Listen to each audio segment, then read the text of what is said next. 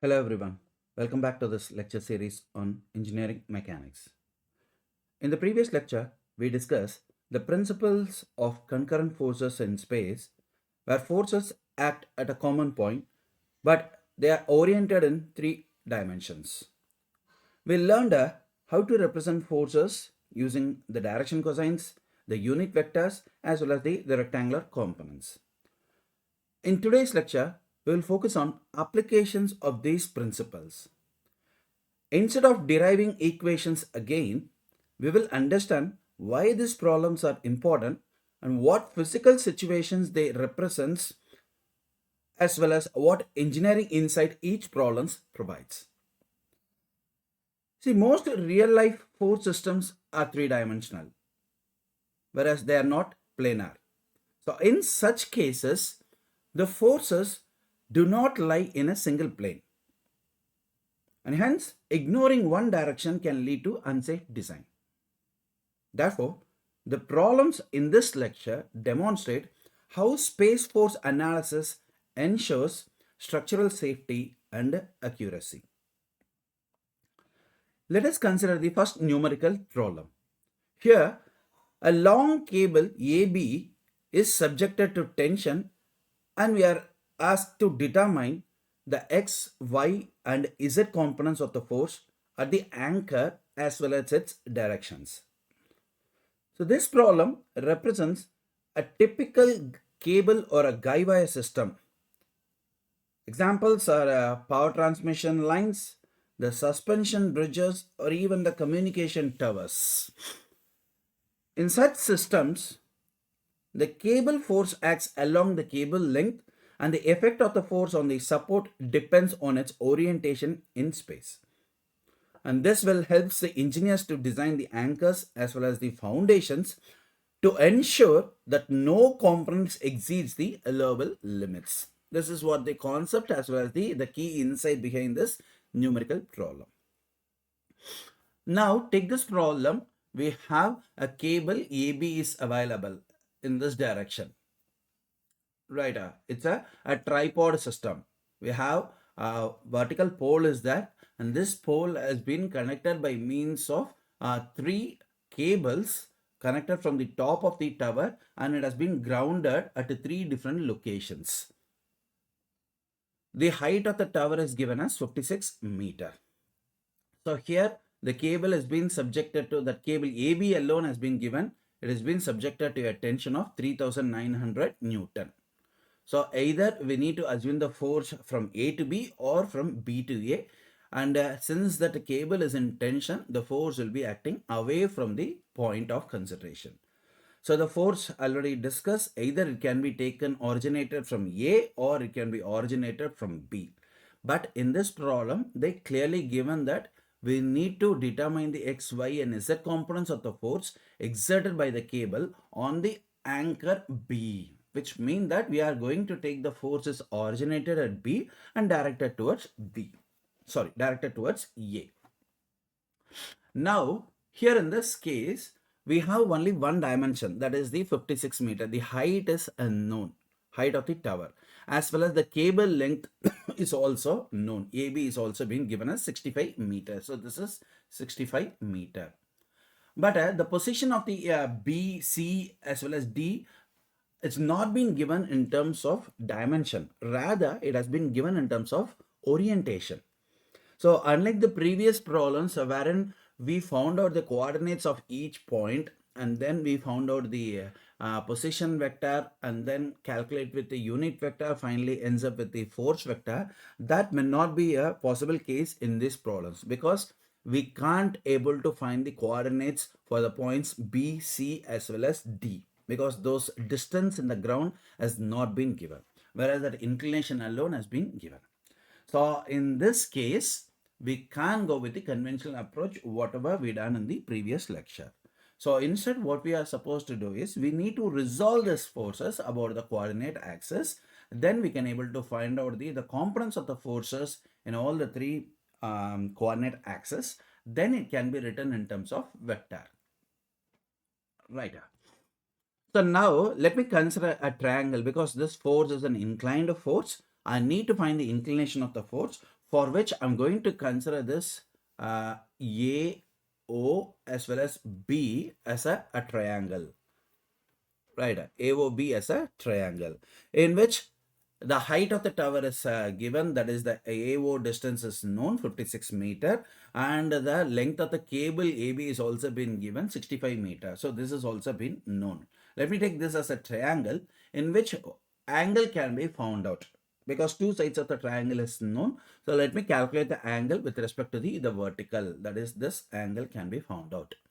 So angle theta will be, this is the opposite side OB, which is unknown, whereas the adjacent side is known OA, as well as the hypotenuse is known AB. So using the cos component, cos theta will be equal to 56 divided by 65. We can get the value of theta as 30.51 degree. And this is the angle that we got it, right? So this, using the opposite angle theorem, this line AB will make the same inclination with respect to point B also. So that is what has been taken. This is theta.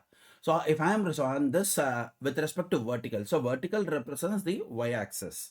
So if I am resolving the forces about this vertical in the sense, we can get the value of this y component of the force. Now we can see that the inclination is directly given with respect to the vertical. So Fy can be found out by using the cos component. So Fy will be equal to 3900 cos 30.51. We will get the y component of the force 3360 Newton. So the one component of the force is known.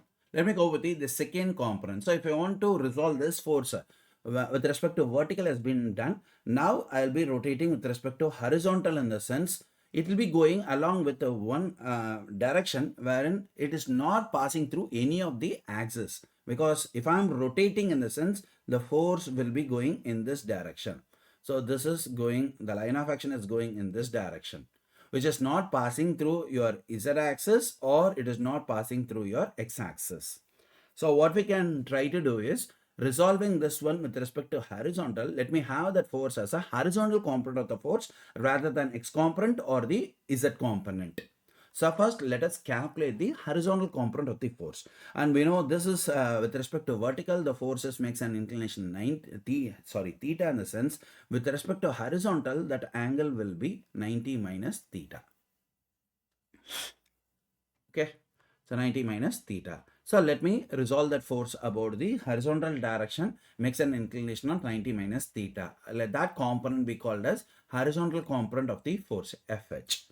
Right. And now the force F is having the inclination of 90 minus theta with respect to the axis about which we are resolving.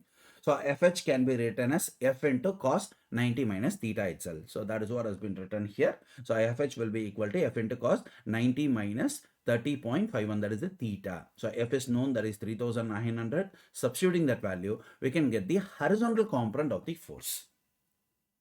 So now this horizontal component has to be rotated along the, now it is in the horizontal plane. First of all, it is in the horizontal plane.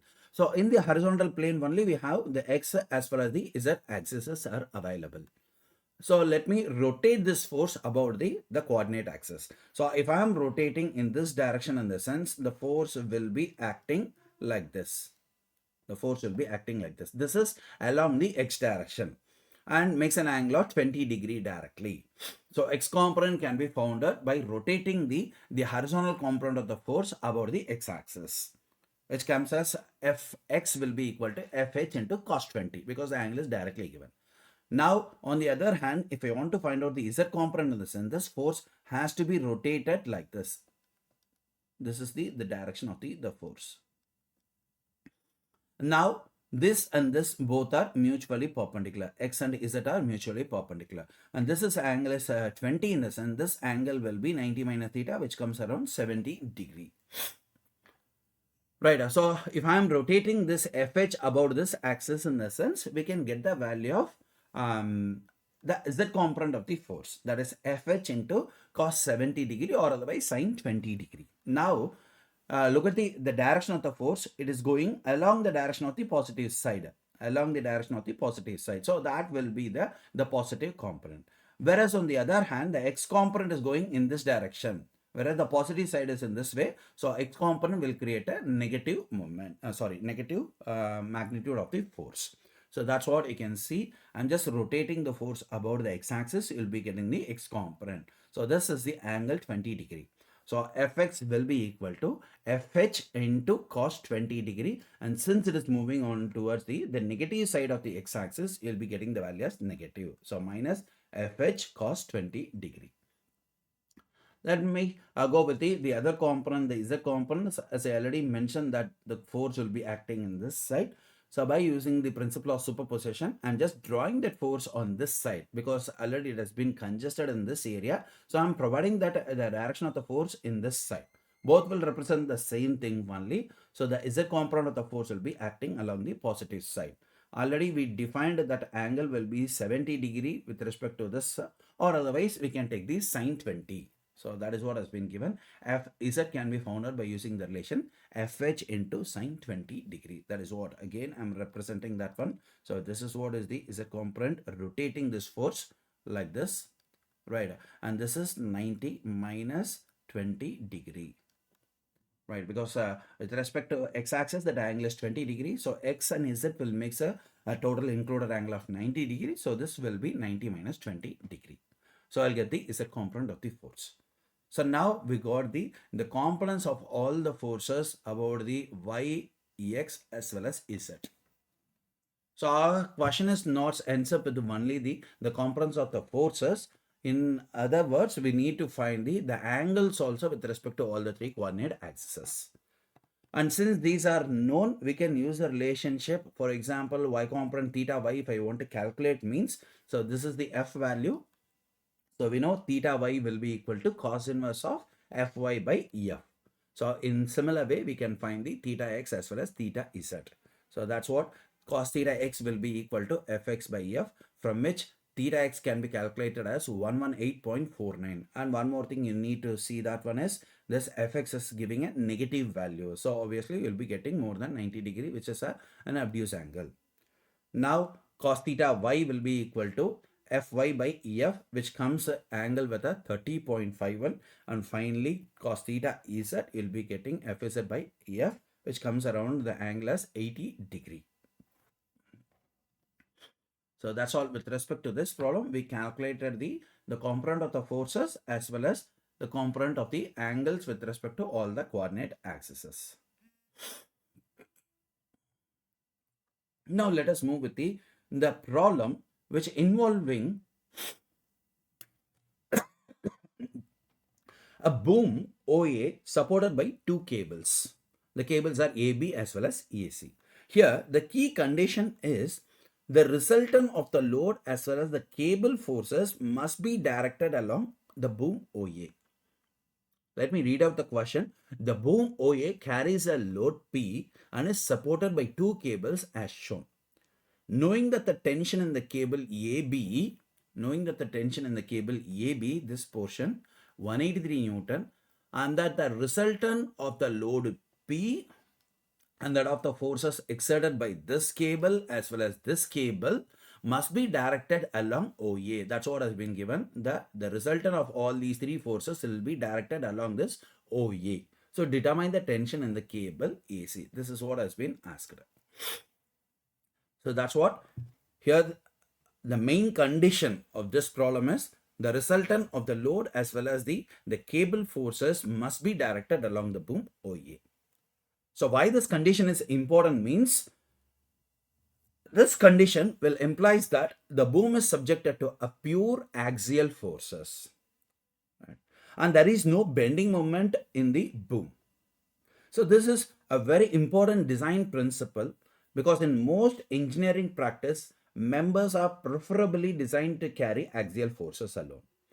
And these axial forces are more efficient as well as economical. Right? And this situation is commonly occurs in the case of this crane booms as well as the main truss members, the roof truss members.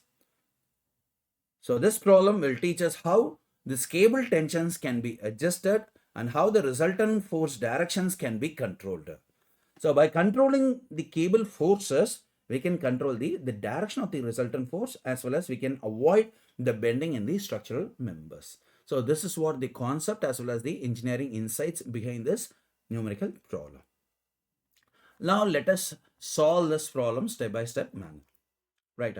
So they gave the forces FAB as well as FAC which are acting along the portion of the cables AB as well as EAC. And clearly it was mentioned that the cable is in tension. So even if it has not been given in tension, cables will always be subjected to tension only. It will never be subjected to compression. Why the force has been taken from point A? In the sense, the force P, the external force P is acting at the point A. So making it the system to be in equilibrium, we are taking the forces being originated from the same point where the external force P is being originated. So FAB and FAC. Now let us calculate the coordinates. Unlike the previous problem, you can see the distance of each and every point, the position or otherwise, has been given in the problem. Now let me take the coordinates. Let me take the O as the origin.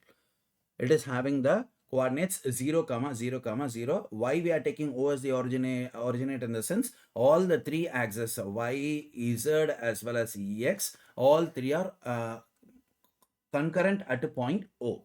So let that O point can be taken as the origin point. Now let me need to find the coordinates of point A, point B as well as point C. Then only I can able to find out the force vectors.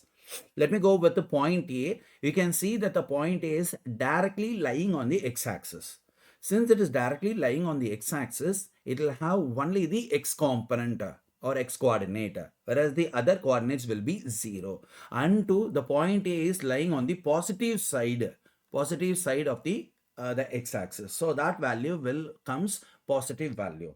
So the distance of the point A along the x direction from the origin O is been given clearly 48 centimeter. So the coordinates for the point A will be 48, 0, 0. Now let me go with the point B. So point B, we can see it is lying in the YZ plane.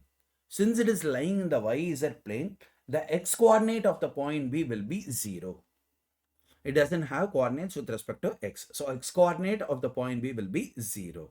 Now let me go with the y as well as the z coordinates. You can see the origin is here. The point O is here. The point B is lying above the origin O, which means that the y coordinate will be a positive value. And the distance from the origin to the point B is being given as 29 centimeter. So the y coordinate for the point B will be positive 29. Next, we shall move with the Z component. So the Z component, you can see it is lying in front of the y-axis. Here the z-axis is given in front as a positive.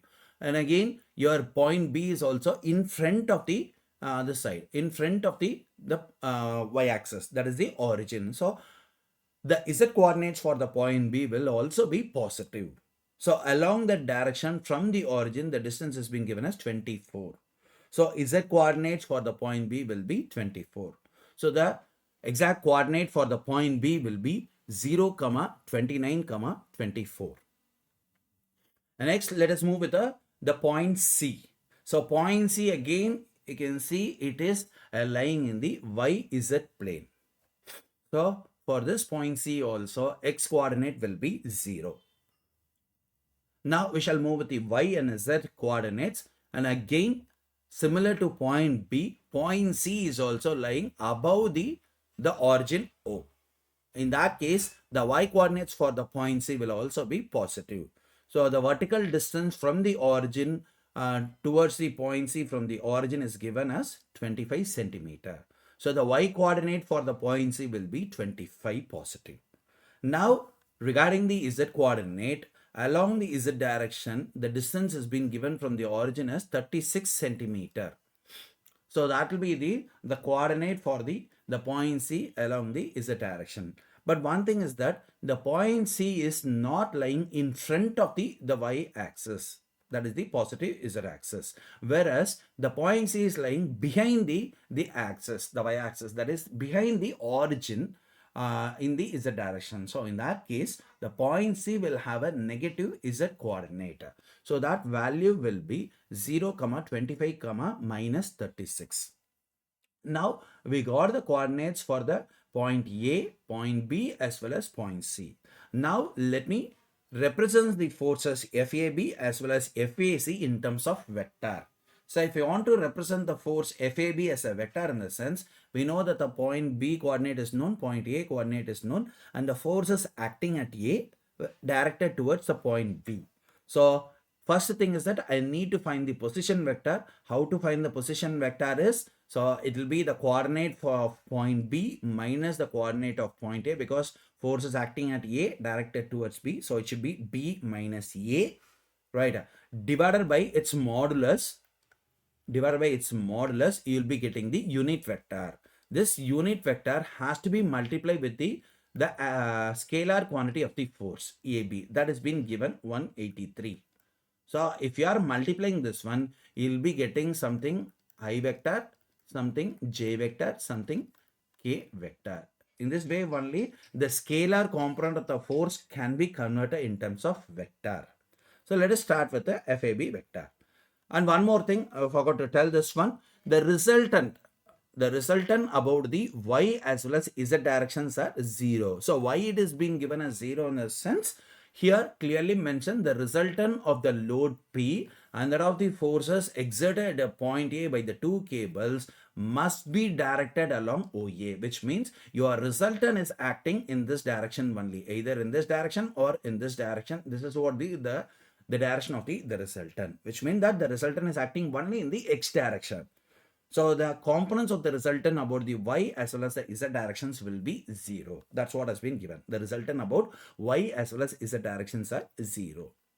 Now FAB vector will be minus 48 vector, that is nothing like B minus A I told. So it will be 0 minus 48 I vector plus B j vector is 29 minus 0 j vector, and then k vector is 24 minus 0 k vector. This is what is the position vector.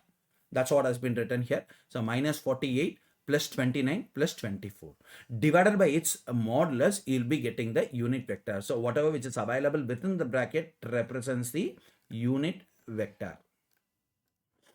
So multiplying with the scalar value of the force which has been given 183 Newton, you will be getting the force vector. So minus 144 I vector plus 87 j vector plus 72 k vector. So we got the vector component of this force FAB. Similarly, I need to find the vector component of the FAC. Even though that the scalar quantity has not been given, we need to write that force in terms of vector. Let me go with the FAC, right? So FAC, the force is acting at A directed towards point C. So in that case, it will be C minus A. Right, that is nothing like 0 minus 48 I vector plus 25 minus 0 j vector plus minus 36 minus 0 k vector. This is what is the position vector. That's what has been given here. 0 minus 48, 48 I vector, 25 minus 0, you'll be getting positive 25, minus 36 minus 0, you'll be getting minus 36 k vector. Divided by its modulus, you'll be getting the unit vector. So once unit vector has been calculated, that should be multiplied with the scalar quantity of the force. So in this case, the scalar quantity is unknown. Let me assume this as FAC itself. That is what is the question. We need to find the force in the cable AC. Right. Keep it as such as FAC itself. So solving this one, you will be getting the values in terms of FAC. So minus 0.738 FAC I vector plus 0.385 FAC J vector minus 0.554 FAC K vector. So now we represented these as well as this force in vector form. The only thing left out is the P vector. Now P vector, we can see that the P vector is acting vertically downwards. So if the force is acting vertically downwards or exactly along the x-axis or exactly along the z-axis in the sense, we don't need that coordinates and all. Since it is acting along any one particular axis means the component will have only about that axis. Other components will be 0. So in that case, P vector can be represented as P into J vector alone. And since it is acting in the downward direction, it has been taken as negative. So minus Pj vector. Now we calculated the forces, that is we calculated the vector forms of the forces for all FAB, FAC as well as P vector. Now they gave exactly like the y component as well as the z component of that resultant will be equal to 0. Now already we calculated this FAB in the previous slide. So now taking all these things, let me go with the resultant condition is Ry is equal to 0 as well as Rz is equal to 0. So substituting this condition in the sense, I can take the J component summation, that is, I can go with 0.385 FAC minus P and then plus 87, which will be equal to 0. That is the first condition. Ry is equal to 0 in the sense, you'll be getting this condition. Similarly, applying the second condition, Rz is equal to 0 means you'll be getting minus 0.554 FAC, and then there is no K component in this case, leave this one. Coming on to this one, you'll be getting plus 72, which will be equal to 0. So solving this equation alone, we'll be getting the value of FAC. That is what has been asked. So if the question has been extended, you need to find the P also, in the sense, after finding the value of FAC, put it in this equation, you can get the value of this P also. But our question has been restricted to finding the value of this FAC alone. So let me directly go with the R is equal to 0. So that's what the K components alone take the summation. So minus 0.554 FAC plus 72, which will be equal to 0. So solving this one, we can get the value of FAC, which is 130 Newton. Okay. Let me go with the final problem in this case. Take this problem. We have 3 cables are used to tether a balloon as shown. Determine the vertical force P exerted by the balloon at A, knowing that the tension in the cable AD is 481 Newton. So here you can see it's a balloon which has been tethered by 3 cables, AB, AC as well as EAD. So this is a classic concurrent force system in space. Right. So the physical interpretation in this problem is the balloon exerts an upward vertical force. Don't forget, the balloon exerts an upward vertical force at the point A. This will tends to make the balloon to move upward. Whereas this cables which has been connected from the same point A and it has been connected to the ground on other side in a 3 different location tends to bring down that balloon in its position itself. Or it may tends to bring down that balloon in the vertical direction or side by. So that is the role of these cables. It will not allow the balloon to flew away. So the cables exert tension forces pulling downwards or sideways. And all the forces meets at a single point A, which means that the system is a concurrent force system until the balloon should not move in its given position, which means that the system is in equilibrium. So this problem will clearly demonstrate it's a 3-dimensional equilibrium condition wherein real life applications of space force analysis can be carried out, and the necessity of satisfying that fx equal to 0, fy equal to 0 as well as fz is equal to 0 since the system is in equilibrium. So this model is being applied to weather balloons or even the temporary tents or canopies, even suspension systems or offshore platforms. These are the classic examples of these kind of problems. So in space force systems, equilibriums can be achieved only when forces balance in all the 3 mutually perpendicular directions. That's what I told. Summation fx equal to 0, summation fy equal to 0 as well as summation fz is equal to 0.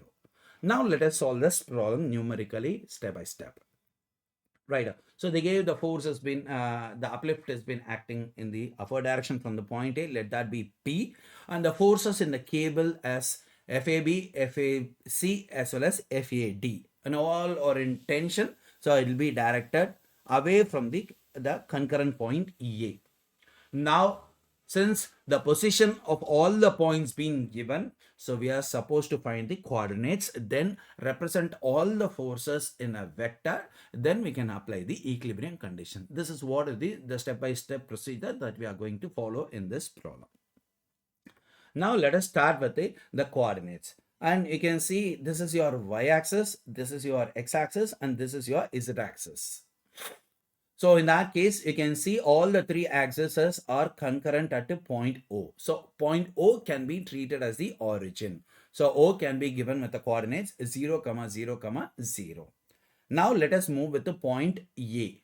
So point A is acting exactly on the y-axis. So which means that the point A will have only the y coordinate, whereas the x and z coordinates will be 0.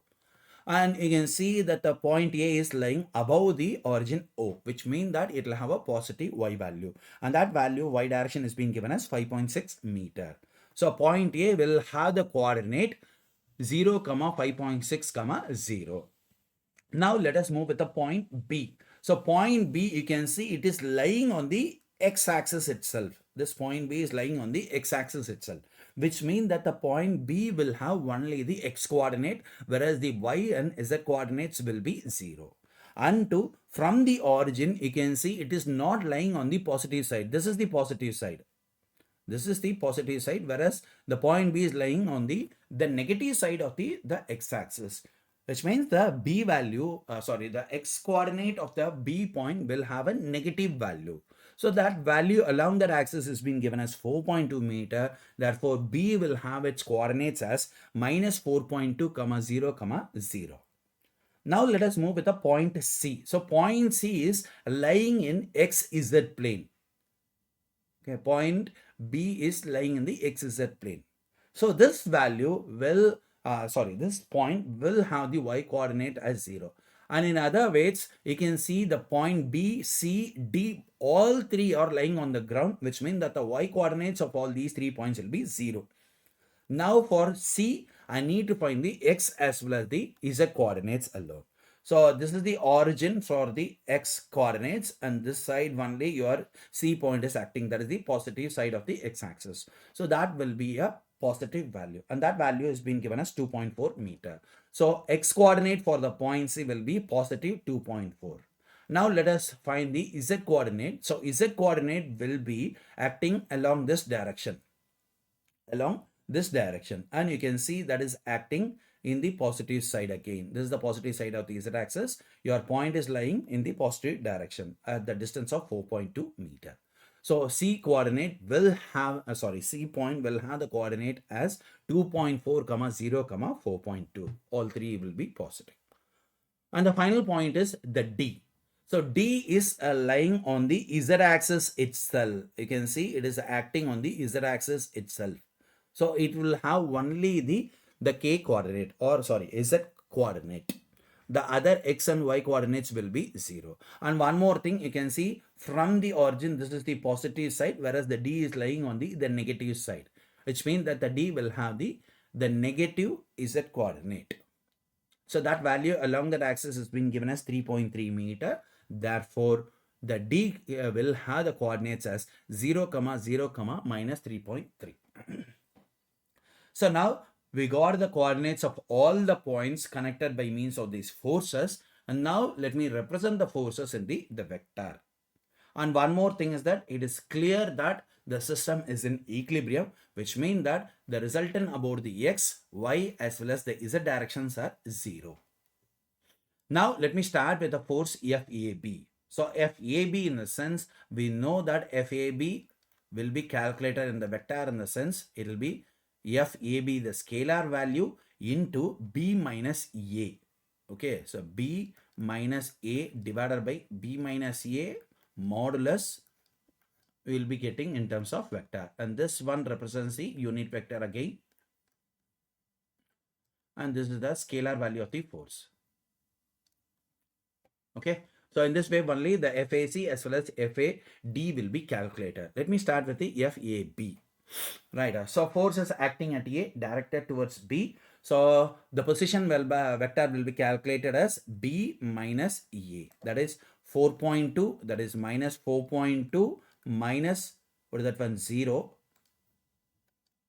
sorry, 4.2 minus 0 I vector plus 0 minus 5.6 j vector plus 0 minus 0 k vector.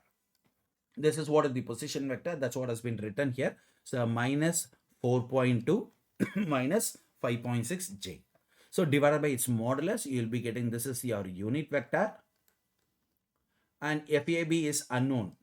So we can keep it as such as FAB. So you'll be getting the force vector in terms of FAB.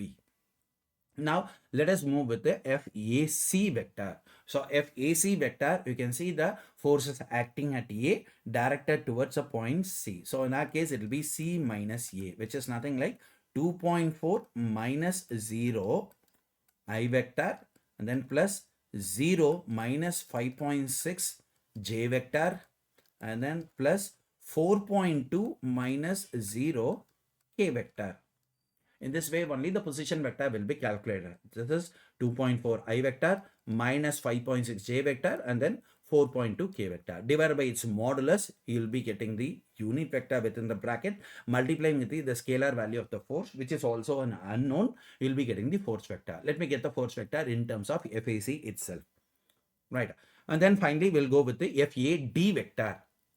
So here FAD, the force is acting at A directed towards a point D, which means that you will be going with the D minus A. D minus A. That is nothing like the position vector will be 0 minus 0 I vector, and then plus 0 minus 5.6 j vector, and then plus minus 3.3 minus 0 k vector. So this is what has been written here. There is no I component. So minus 5.6 j vector minus 3.3 k vector. Divided by its modulus, you'll be getting the unit vector multiplying with the FAD has been given.